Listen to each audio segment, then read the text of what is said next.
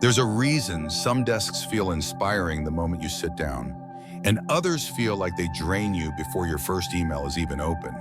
It's not just the clutter, the light, or the size of the screen. It's something more subtle, more alive. While many people scramble to optimize their productivity through apps, planners, and motivational quotes taped to their monitors, they often overlook one of the most energetically potent elements in any workspace: what's blooming quietly beside them. Because in Feng Shui, your work area is not just a background, it is a mirror. And even more than that, it is a magnet. It reflects your current level of focus, confidence, and creativity. And it attracts more of the same. What's near your mouse pad or tucked behind your laptop might be doing more for your success than the strategies in your head. And if you've never stopped to consider what kind of energy your desk is sending out, today's the day everything shifts. On this journey, we'll explore 3 extraordinary flower allies that go far beyond their petals and perfume: the orchid, the peace lily, and the yellow rose. Each of them has a unique vibrational code, an ancient energetic blueprint that not only transforms how your space looks, but changes how it feels. Together, they form a triad of clarity, calm, and confidence. When placed with care in your home office, they don't just sit there, they speak. And if you know how to listen, they'll teach you how to rise. We'll dive into the subtle truths behind why orchids are the silent mentors of creative thinkers, why peace lilies don't just clean the air, but soothe mental noise, and why the yellow rose is one of the most overlooked but powerful symbols of intellectual credibility and abundance. But this isn't theory. I'll also share the deeply personal story of a global fashion mogul, someone whose name you likely know, who hit a wall that money, PR, and strategy couldn't fix. It wasn't until she brought 3 carefully chosen flowers into her workspace that her next big idea arrived. What she couldn't outline in a business plan came pouring out of her after she shifted the energy where she worked. She didn't need more meetings, she needed more life force. And that came not from hustle, but from bloom. These stories aren't fantasy, they're Feng Shui. And for those who've been following New Day Mindfulness, you know that everything I share is rooted in years of study, thousands of consultations, and a deep respect for both ancient tradition and modern lifestyle. What you place beside you as you work matters. It can whisper to your confidence. It can deepen your breath. It can even help you close deals. So as we begin this video, I'd like to ask just one small thing. If this content speaks to you, if you're someone who's always sensed that space has a soul, that design is energy, and that beauty is a form of wisdom, then please support this channel. Your one like, one share, and one simple subscription means I can reach the milestone of 2,000 followers faster and bring more quality content to those who, like you, are seeking clarity, balance, and purpose in both their home and heart. When you subscribe to New Day Mindfulness, you don't just help a channel grow, you help a movement rise, one that believes in stillness over stress, intention over impulse, and bloom over burnout. Thank you for being here, for beginning this journey with me. Now let's step into the quiet power of flowers and rediscover what your desk was always meant to become. Why Feng Shui in your office isn't just decoration. In the philosophy of Feng Shui, the office is not just a functional container for productivity or a place to stack papers and check off to-do lists. It is an energetic crucible, a portal through which thoughts transform into actions and intentions become results. To overlook this space as merely utilitarian is to ignore one of the most potent centers of manifestation in your daily life. Everything that happens at your desk, from a stray idea scribbled in the margin of a notebook to the confident click of send on a well-crafted proposal, begins with energy. And that energy is either supported or blocked by the field you sit in. Feng Shui doesn't treat the workspace as a passive backdrop. It sees it as a living landscape where qi, vital life force, must flow clearly, rhythmically, and purposefully. It's where mental clarity must meet emotional alignment to produce external success. This is why the objects you choose to place on or around your desk matter profoundly, not just in terms of style, but in terms of energetic resonance. And among the most powerful and accessible of those objects are flowers, not as mere decoration, but as vibrational allies.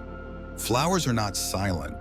They are living frequency holders, constantly emitting subtle waves of energy into your space. When placed with conscious awareness, they become more than something pretty to glance at. They become harmonizers. They absorb stagnant energy, circulate movement where there is mental or emotional blockage, and gently elevate the vibrational field around your body as you work. In Feng Shui, we don't ask if your desk is organized. We ask what it's organizing. Is it organizing confusion or coherence? Is it holding down the weight of unspoken doubt or elevating your next inspired idea? Because here's a truth most people miss. What your desk holds, your mind becomes. When you work beside willow-wing plants, tangled cords, or chaotic stacks of paper, your energy subtly begins to mimic that disorder. The mind, though intelligent, is not immune to its surroundings. In fact, the subconscious absorbs far more from the visual and energetic environment than from verbal instruction. So when you introduce a healthy, vibrant flower into that same space, especially one chosen with elemental alignment in mind, you are not just shifting the visual aesthetic of the room. You are recalibrating the energetic feedback loop between you and your external world. Think of the desk not as a table, but as a transmission surface. Every surface in Feng Shui carries a directional pull. North represents career path and introspection. South activates recognition and passion. East stimulates health and personal growth. West supports creativity and precision. Placing a flower in the east corner of your desk isn't random. It activates your capacity to heal and to stretch beyond old mental limitations. A flower in the south area of the desk is not just somewhere pretty to look. It's helping you step more visibly into your work, to take up energetic space, to become magnetic to recognition. Each placement activates something precise. That's why office Feng Shui, when practiced correctly, is less about minimalism or design trends and more about directional intention. It asks, what is this object doing energetically? Is it inviting in calm? Is it anchoring your focus? Is it whispering to your subconscious, you're safe to succeed here? Or is it silently reinforcing anxiety, urgency, or stagnation? Flowers in particular offer a unique solution because they embody both structure and flow. Their stems are rooted in earth, their blossoms open to the sky. They are the perfect synthesis of yin and yang. When selected correctly, they help balance your own internal energies, softening overactive mental loops while supporting clarity and decisive thought. A peace lily, with its clean white bloom and lush green leaves, offers more than a calming presence. It removes toxins from the air, yes, but it also detoxes energetic interference. Its shape is protective, but not rigid. It curves, invites, and creates an energetic buffer around you that softens external tension and allows your nervous system to regulate. In Feng Shui, this translates to better mental bandwidth, fewer distractions, and a subtle sense of mental spaciousness. Exactly the qualities needed for strategic thinking and emotional intelligence. An orchid, by contrast, doesn't anchor, it elevates. It brings a different energy to the desk, one of refinement, elegance, precision. Orchids are associated with high-level thought, creativity, and excellence in execution. Their upright stems and symmetrical blossoms mirror qualities of mental discipline, clarity of vision, and the ability to focus on a single thread of thought without veering into chaos. That's why they are favored in industries that demand innovation, design, architecture, writing, strategic leadership. They help the mind not just create, but refine. Then there's the yellow rose. Often overlooked in a business setting, it is perhaps one of the most potent symbols of confidence, clarity, and trustworthy communication. In the Feng Shui language of color and bloom formation, yellow represents earth energy, stability, trust, groundedness. A single yellow rose on a desk speaks to your credibility. It says you are centered, consistent, and clear in your value. It's especially powerful in environments where negotiation, collaboration, or influence are central themes. Its quiet frequency supports self-assurance and makes others feel secure in your presence. But the flower itself is only one part of the energy equation. The container it sits in, the location on the desk, the care you give it, all amplify or mute its effect. A living flower left unattended becomes a liability, not an asset. Wilting leaves and dusty petals communicate neglect. They signal disconnection. The qi around them stagnates, and so does your creative momentum. That's why in Feng Shui, intentional maintenance is as vital as placement. The act of tending to a flower, checking its soil, trimming dead leaves, turning it toward light, is not just caretaking. It's energetic programming. It reinforces the message. I am present with my process. I am responsible for my flow. I am in relationship with my space. This creates coherence between your environment and your intentions. Over time, this coherence begins to generate what we call magnetic alignment, the point at which your space no longer resists your goals, but begins to quietly support them. Emails get easier to write. Decisions come with less internal debate. Your focus deepens without force. The mind, having received the cues of calm and structure from the field around it, begins to perform as it was meant to. Fluid, clear, responsive. This is the alchemy of office Feng Shui. It's not about making a space look better. It's about making you feel more able, more attuned, more powerful. That's why flower placement is not decoration. It's declaration. It declares what kind of energy you expect while you work. It tells your environment what kind of person sits in that chair. It tells your subconscious what kind of output is possible from this space. And if done with care, the results are cumulative and transformative. Over weeks and months, you don't just see more progress. You become more aligned with the kind of focus and flow that produces results without chronic burnout. So the next time you look at your desk, ask yourself, what story is it telling about my energy? What message does it send to the universe about how I show up to create? Because what your desk holds, your mind becomes. And when that includes a living, intentional bloom, it doesn't just sit pretty, it speaks success. Flower 1, orchid. Creative flow and elegant focus.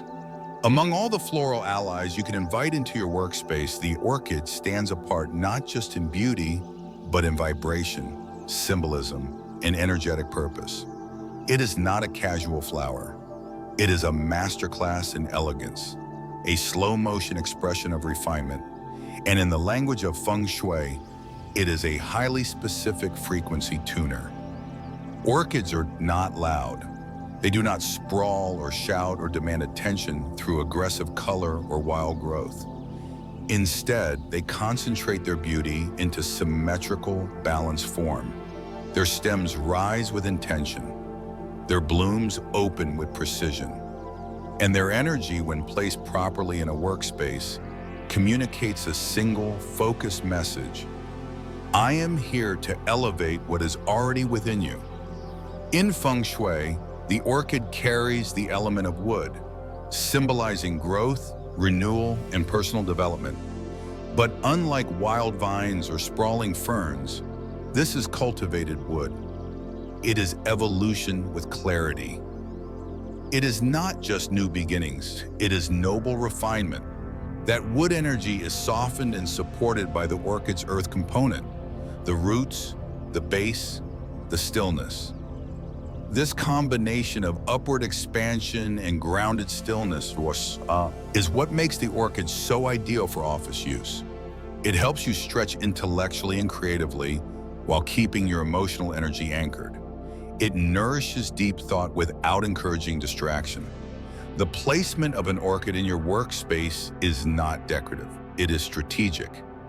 The ideal position is the southeast corner of your desk. In classical Feng Shui, this sector governs wealth, innovation, and new opportunities.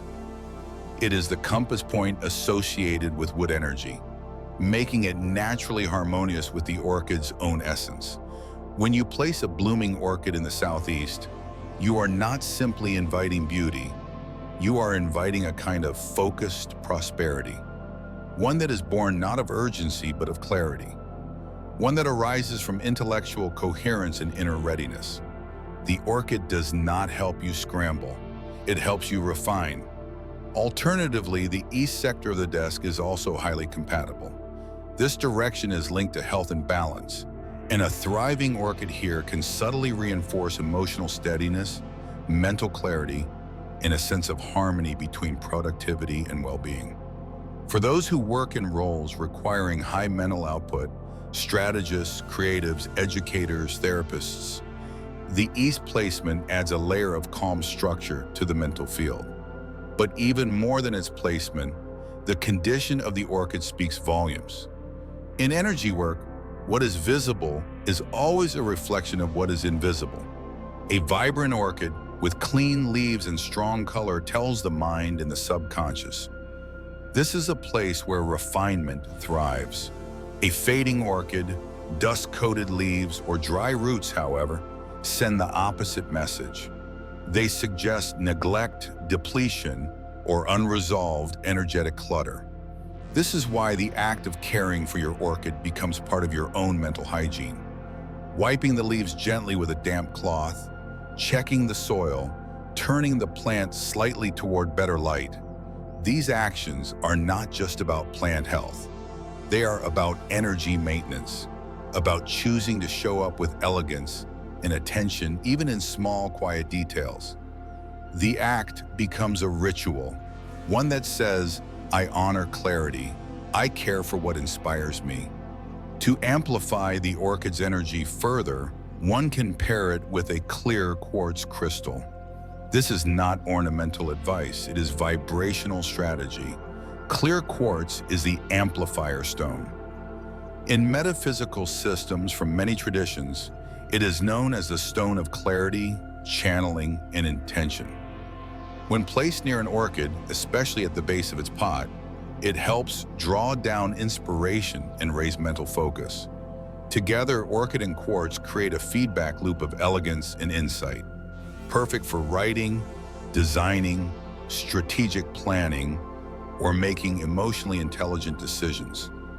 This pairing is especially potent for those who feel overwhelmed by cluttered mental fields, unsure of next steps, or in need of reconnecting with their creative flow. The visual configuration matters too.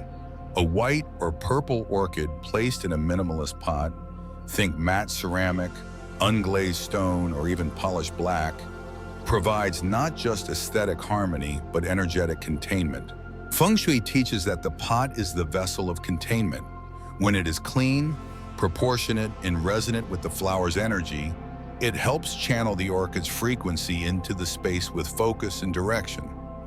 Avoid overly decorative pots with loud patterns or clashing colors, as they can scatter the orchid's refined message.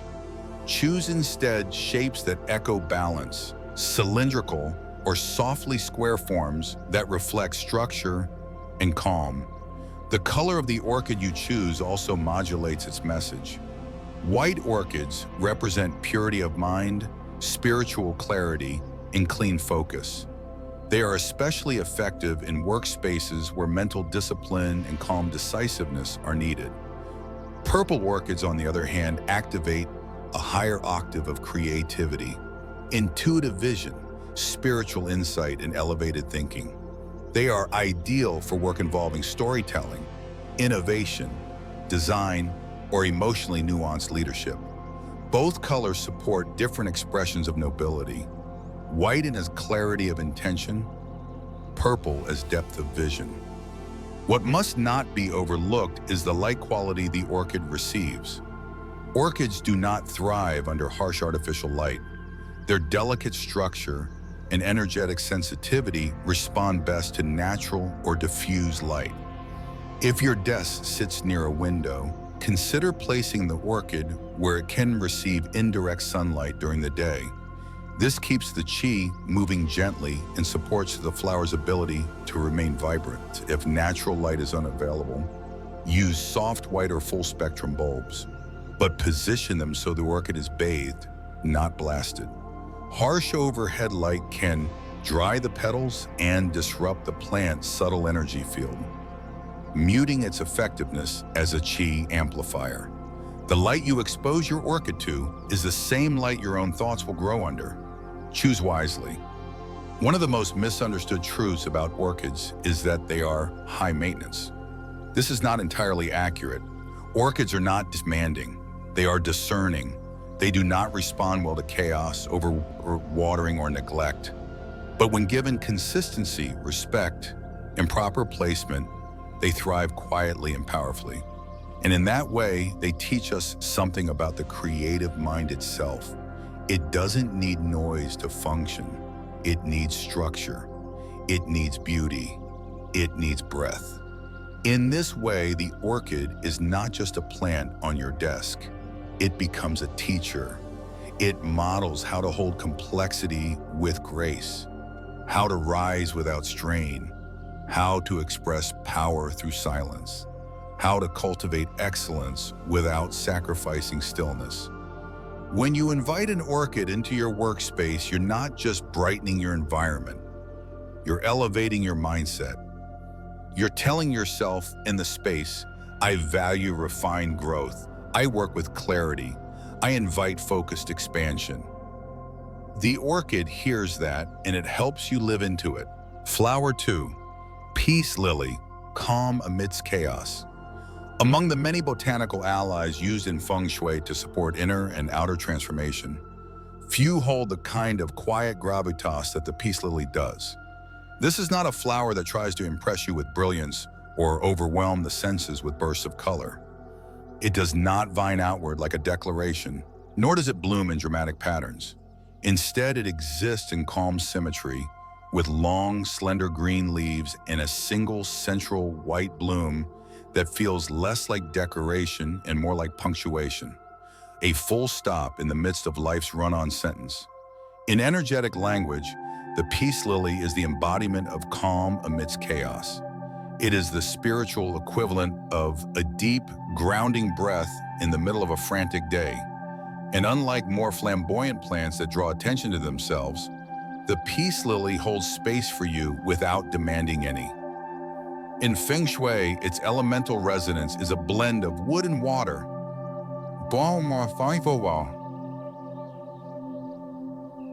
Wood for its upward and leafy growth that promotes health and renewal, and water for its deep emotional cleansing and fluid energy. This duality makes the peace lily an exceptional harmonizer for workspaces that feel overstimulated, digitally dense, or emotionally heavy. It does not push energy forward. It softens and purifies it, quietly balancing without erasing. Its symbolism runs deep. The peace lily is associated with emotional harmony, energetic purification, and what many practitioners refer to as silent strength. Unlike more assertive floral allies such as the geranium or the orchid, the peace lily asks nothing of you. It doesn't project. It receives. It doesn't interrupt. It integrates. And in an office setting where stress accumulates invisibly through deadlines, decisions, emails, and constant cognitive output, the peace lily offers not just a visual reprieve, but a vibrational reset. It is particularly effective at absorbing low-level anxiety that lingers in the space like static, what Feng Shui calls sha qi, or energy that has become sharp, erratic, or fragmented. Its tall, curved leaves act as energetic absorbers, catching the emotional fallout of tension, the irritability of mental fatigue, and the residue of too much screen exposure. This is where its placement becomes critical. Ideally, the peace lily should be located in the north corner of the room. In Feng Shui, the north governs career path, life journey, and the element of water. When a peace lily is placed here, it supports not only clarity in decision-making, but also emotional agility, the ability to adapt, pivot, and remain centered even as external circumstances shift. The north placement helps regulate the energy that governs ambition, movement, and flow. When the peace lily roots itself here, it sends a subtle message into your field. You can move forward, but you don't need to push. You can be successful, but you don't have to burn out. For those working in highly volatile industries or leadership roles that require consistent problem solving, this placement becomes an energetic anchor that rebalances every time you glance in its direction. Another powerful location for the peace lily is the center of the room. Known in Feng Shui as the Tai Chi, the heart of the space, this position governs overall well-being, balance, and energetic integrity. A peace lily in this spot acts like a tuning fork for the whole room, helping stabilize emotional fluctuations that arise from clashing personalities, conflicting energies, or simply the stress of high-intensity workloads. The Tai Chi is the energetic spinal cord of a space. When a peace lily is placed there, it brings the entire field into coherence. This coherence is not dramatic. It's felt in the body as a subtle drop in tension, a deeper exhale, a clearing of mental fog. This is what makes the peace lily such a valuable companion in open concept offices, shared home workspaces, or rooms where multiple energetic signatures collide. And because it thrives in indirect light and is forgiving in its care routine, the peace lily adapts easily to most interior environments. But while placement is important, the peace lily's proximity to technology is where it becomes especially effective. Placing it near your computer or behind your chair is a practical way to buffer electromagnetic frequencies that can compound over the course of the day and contribute to what energy workers call subtle field exhaustion, the kind of tiredness that doesn't come from effort, but from overexposure. The peace lily doesn't block EMFs in a literal sense, but its biological structure absorbs and re-regulates the environmental field, reducing the energetic noise that can leave you feeling mentally splintered by mid-afternoon. Its leaves absorb toxins from the air, such as formaldehyde and benzene, but on a metaphysical level, they also absorb ambient anxiety. That's why its care is not just botanical, it's energetic. To maintain its clearing abilities, practitioners often recommend a weekly ritual, using a bowl of filtered water mixed with a small pinch of sea salt to gently mist or wipe its leaves. Sea salt has long been known in both Eastern and Western energy traditions to absorb and transmute negativity. By combining it with water and applying it to the peace lily's leaves, you are not just cleaning. It's a renewal, an energetic bath that reactivates the plant's natural capacity to cleanse.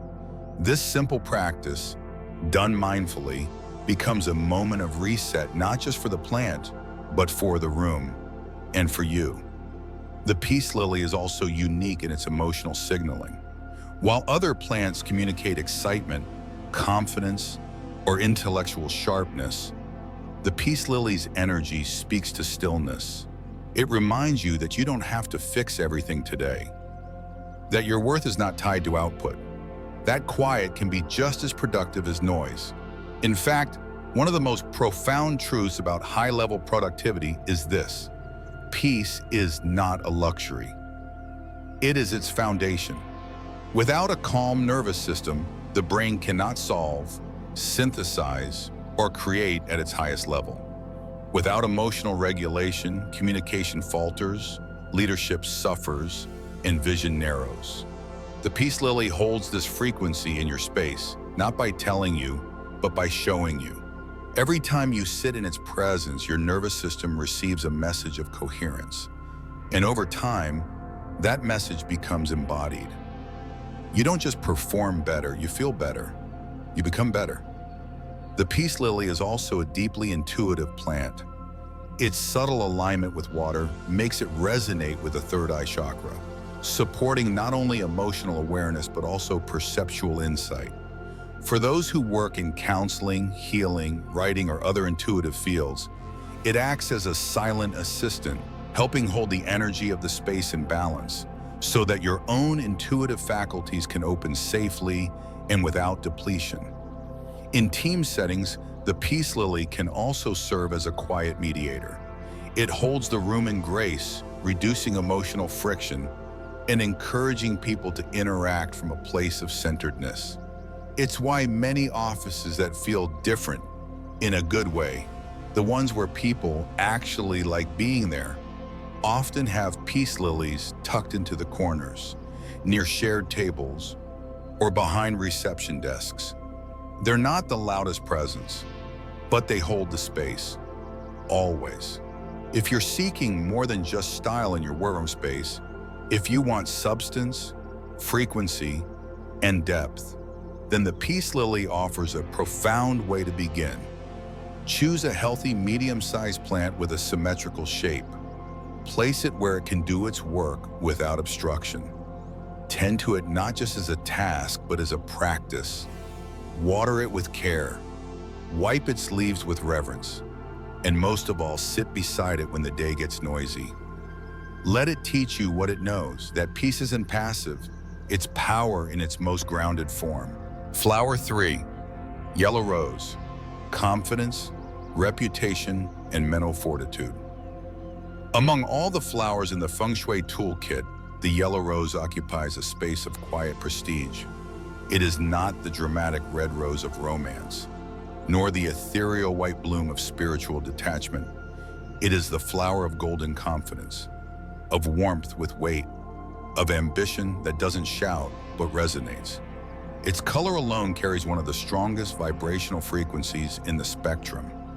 Yellow is the color of the sun, the solar plexus, and the fire element, all of which are connected to recognition, visibility, personal power, and the ability to manifest intention into action.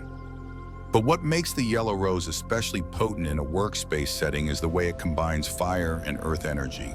The bloom's bold color ignites yang qi, encouraging assertiveness, visibility, and charisma, while the rooted nature of the rose, its sturdy stem, thorn defenses, and grounded form, brings in earth energy, stability, credibility, and a kind of earned confidence. This is why placing a yellow rose on your desk is more than a decorative choice. It's an energetic declaration of your readiness to lead, influence, and hold your ground.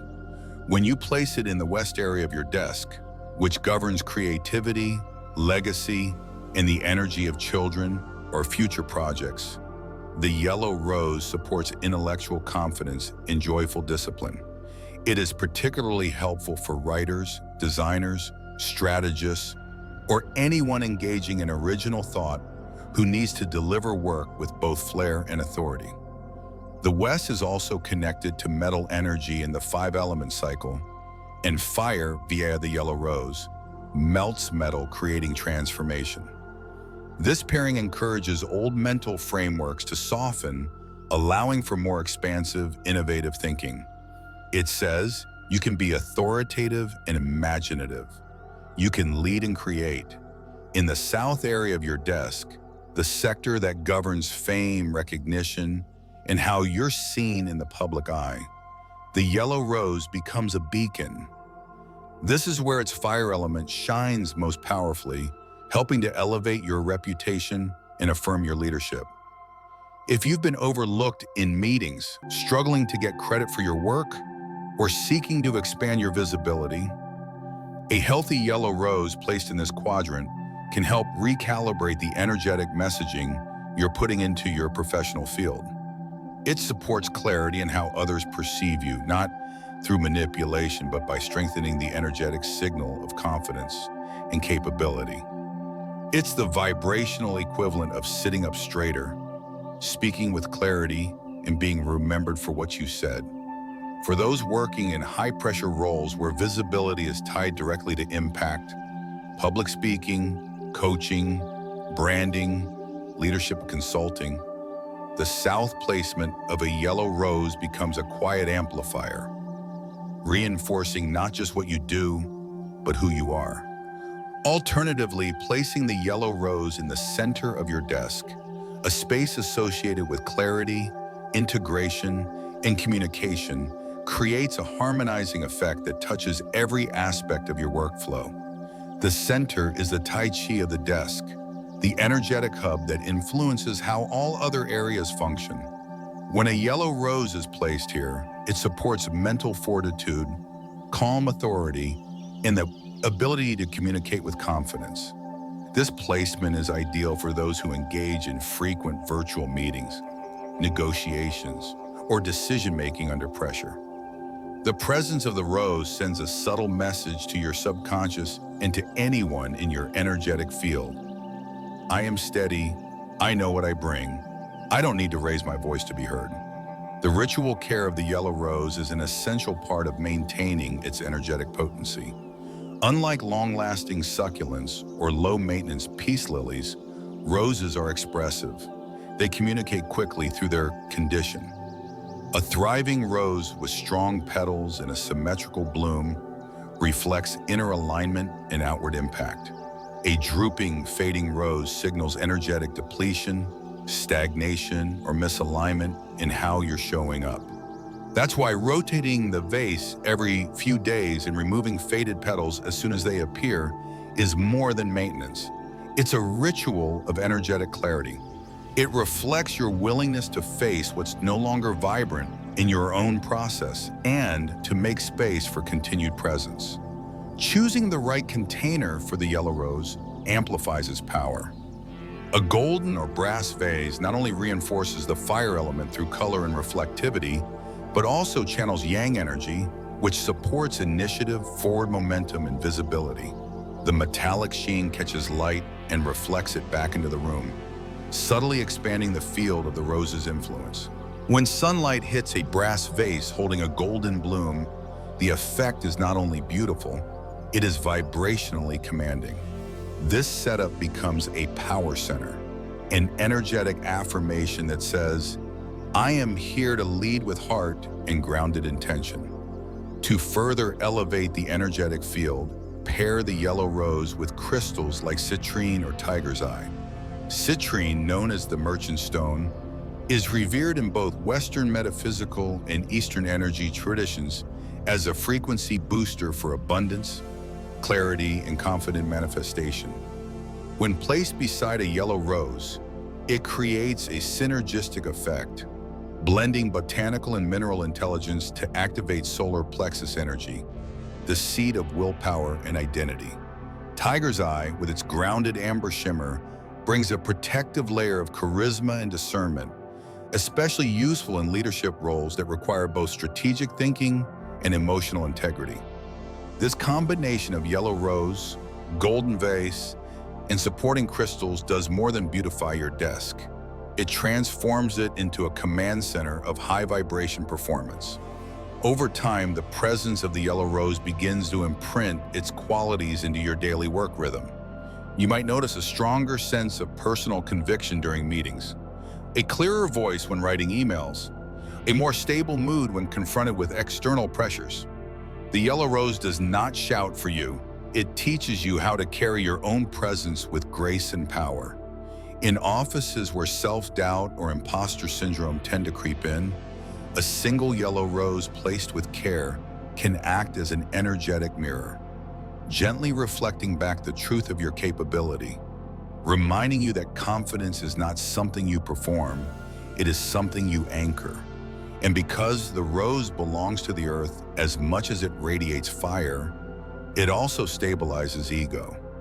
It doesn't foster arrogance or flashiness. Instead, it cultivates healthy pride, the kind that knows its own worth without needing external approval. This is why leaders, speakers, and consultants often find themselves instinctively drawn to the yellow rose, even without knowing its energetic signature.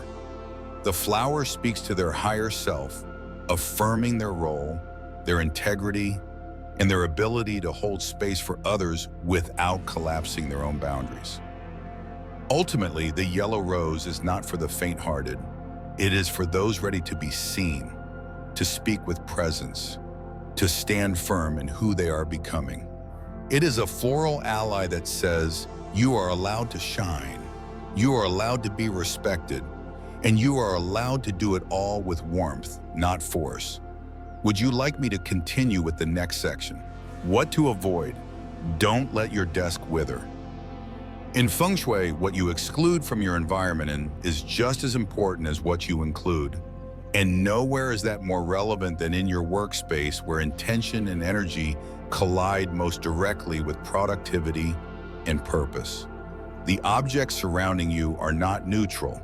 They are either contributing to the life force that supports your clarity, motivation, and momentum, or they are draining it.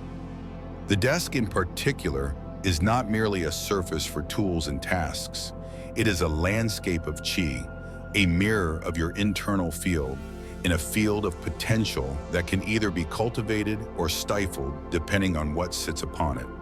This is why the selection of what you place on your desk, and just as critically, what you remove, must be done with conscious discernment. One of the most common but energetically misguided choices people make is incorporating artificial flowers into their workspace. On the surface, they appear to be practical, maintenance-free, visually pleasing, and available in an endless variety of shapes and colors. But in the language of energy, fake flowers carry what Feng Shui masters refer to as dead qi. They mimic life but offer no vitality. They simulate beauty without the frequency of growth. And because your subconscious is far more perceptive than your conscious aesthetic preferences, it registers this lack of life force, slowly dampening your own capacity to stay energized, creative, and emotionally present in your tasks. It may seem trivial, but placing a plastic orchid or silk rose on your desk is energetically akin to hanging up a photograph of movement and then wondering why you feel stuck. These objects hold no real-time relationship to the flow of nature and therefore cannot help you tap into your own. Just as you would not nourish your body with plastic food, you should not nourish your energy field with artificial symbols of growth. True manifestation requires resonance, and fake flowers resonate with stagnation disguised as beauty. Equally problematic are dried flowers in old bouquets. While once alive, their current state represents endings, decay, and loss. An energy that is incompatible with the goals of professional vitality, wealth attraction, and creative expansion. In many traditional Feng Shui systems, dried flowers are considered energetic anchors that pull qi downward, tethering your intentions to the past and subtly reinforcing messages of depletion or finality. When placed on a desk, they become symbolic weights, reminders that something beautiful has passed, rather than something inspiring is unfolding. Even if the arrangement is artfully done or sentimentally meaningful, its underlying message to your subconscious remains. Here is something that used to thrive, but no longer does. That's not a frequency you want to align with during work hours or while setting intentions for growth. If you have received a bouquet that carries personal significance, consider taking a photo of it while it's still vibrant and then letting it go with ritual gratitude when its petals begin to fade. Letting go is not loss, it is energetic maintenance. Another often overlooked Feng Shui concern in the workspace is the use of sharp-leaved plants such as cacti, spider plants, or even certain types of yucca. While these may be visually striking or easy to care for, their energy emission is considered chaotic and aggressive.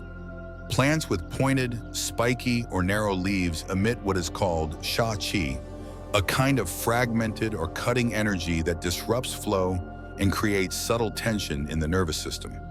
This can be particularly detrimental in workspaces where calm focus and smooth communication are required. While a cactus may thrive in harsh conditions, that doesn't mean it harmonizes with your own goals of ease, confidence, and creative expression. The subconscious absorbs the signals of its shape, defensiveness, isolation, and survival mode. Over time, this can manifest as increased irritability, difficulty concentrating, or a persistent low-grade emotional rigidity that subtly colors how you think, speak, and interact. In environments that demand mental clarity and interpersonal resonance, these forms act like energetic noise, introducing friction where there should be flow. Even the placement of a sharp plant far from your line of sight does not fully mitigate its effect. As qi permeates space much like sound or scent, it doesn't need to be visible to be felt. That's why Feng Shui emphasizes plants with rounded, gentle leaves and a soft upward growth pattern for the workspace, because they mirror the kind of energy we hope to cultivate: harmonious expansion. Beyond the specific plant types and their symbolism, the broader rule of energetic flow in Feng Shui can be summed up with a principle that sounds deceptively simple but holds profound implications. The cleaner the desk, the clearer the energy. The clearer the energy, the stronger the manifestation. This is not a call to sterile minimalism, but to intentional clarity. A workspace doesn't have to be empty, but it must be energetically coherent. Each item should serve a purpose, either practical or energetic, and each should reinforce the story you want your space to tell. Random trinkets, obsolete gadgets, half-finished notebooks, and scattered cords all contribute to what is known as energetic noise. They create visual and vibrational clutter, draining your attention and subtly reinforcing distraction. Clarity of space equals clarity of thought. It is no coincidence that when people feel stuck, the first advice in both spiritual and productivity traditions is often to clean their workspace. It is not just about removing dust, it is about resetting the field. Every object left on your desk after a workday has its own vibrational residue. If it represents stress, indecision, or mental fatigue, you are reactivating those energies the moment you return. A clear desk at the beginning of the day is like a blank canvas.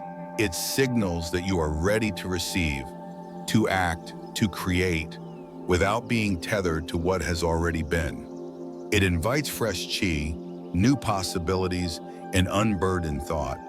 That is why the simple act of clearing your desk each evening and refreshing it with a living flower each morning becomes more than routine. It becomes ritual, a declaration to the universe and to your own higher self. I work in flow. I value alignment. I welcome growth. So choose what you place in your field with care. Let your flower be alive. Let your space be intentional. Let every object be a partner in your purpose, not a weight against it. Because when your desk becomes a vessel of conscious energy, your work becomes more than effort. It becomes a manifestation. The flower that reignited Vera Wang's creative spark. In the world of high fashion, creativity is currency. And for someone like Vera Wang, a global icon known for her precision, elegance, and design clarity, the pressure to continually produce brilliance is relentless. But even the most gifted minds can reach a plateau. During one of her busiest seasons in New York City, amidst the chaos of fittings, editorial deadlines, and meetings with global partners, she found herself unexpectedly disconnected from her creative rhythm. Her studio, normally a sanctuary of inspiration, had begun to feel heavy, dull, energetically flat. In an interview years later, Vera described it as a kind of mental fog. Not burnout in the dramatic sense, but a persistent lack of creative spark. Ideas wouldn't flow, catches stayed unfinished. She would sit at her desk for hours with fabric swatches and pencils in front of her, but nothing emerged that felt right. It wasn't about motivation, it was about alignment, or rather, the lack of it. Then something small but meaningful happened. One morning, her assistant placed a simple white orchid on the corner of her desk. No grand arrangement, no elaborate message, just a clean, living bloom in a minimalist ceramic pot. Vera recalled asking why the sudden gift, and her assistant answered, "It's not for decoration, it's for the energy." At first, it felt like a token gesture. But over the next few days, something shifted. The studio didn't feel as dense. Her mind began to clear, not like a thunderstorm breaking open, but more like the slow burn of a morning fog lifting. She described the sensation as less cloudy, a kind of inner untangling that didn't happen all at once but was undeniable. Within 2 weeks, she completed a wedding dress sketch she had been laboring over for months. The design didn't come from pressure or revision or late nights. It arrived in a single, fluid moment of clarity. The lines were clean, the structure was balanced, and the vision felt so right that it required almost no alteration. That sketch would later become one of her most requested couture gowns of the season. The flower didn't solve her creative block in the literal sense, but what it did was shift the frequency of her space, and that shift allowed her inner wisdom, which had always been present, to find its way back to the surface. This is what Feng Shui teaches us, that when energy is allowed to flow, solutions arise. That beauty isn't luxury, it's language. That nature, when placed with intention, doesn't just adorn our space. It translates our emotional language into harmony. The white orchid on Vera's desk was more than a flower. It was a silent recalibration tool. Its upward growing stem mirrored the energy of creative elevation. Its white bloom echoed mental purity, vision, and elegance. And most importantly, it arrived not in fanfare, but in stillness. A single gesture that reminded a designer known for grand gestures that sometimes the most profound breakthroughs come from the most subtle interventions. We often look outside ourselves for clarity, when the truth is, clarity comes when we stop obstructing it. And this is where flowers, living, blooming symbols of frequency, become our unexpected guides. They cannot do the work for us, but they create the conditions in which our best work is finally able to find us. That's not superstition, that's resonance. Let your workspace bloom, not just with color, but with clarity, not just with petals, but with purpose. Because in the end, Feng Shui isn't about plants. It's about partnership. It's about choosing, with mindfulness, what surrounds your mind while it works, while it creates, while it dares to imagine something better. A flower on your desk may seem like a small gesture, but it is not decoration. It is an energy agreement, a quiet contract between your outer space and your inner state that says, growth can be gentle, progress can be beautiful. Power doesn't always have to roar, sometimes it just opens. Maybe it's the stillness of a white orchid reminding you to refine your focus. Maybe it's the presence of a peace lily, clearing the emotional static you didn't even know you were carrying. Or maybe it's the bold brightness of a yellow rose saying, own your worth and let your presence lead. These are not just plants, they are teachers. They are energetic collaborators. And each day that you water them, turn them toward light, remove their fading petals with care. You are doing the same for yourself. You are showing your nervous system, your subconscious mind, and your higher vision that your workspace is sacred, that your time and thoughts are worth honoring, that you don't have to hustle in a field of chaos. You can cultivate from calm. So let your desk stop being just a surface for stress and instead become a garden of intention. Let it hold not just tools, but talismans, not just documents, but dreams. Because every bloom beside your screen is a reminder that beauty has function. That elegance is power. That focus doesn't have to be forced. It can be invited. And if this video has helped you see your workspace in a new light, I'd love to hear from you. Which flower will now accompany your work? And more importantly, what intention will you pair with it? Share it with me in the comments. Let this be a place where we not only work, but where we grow together.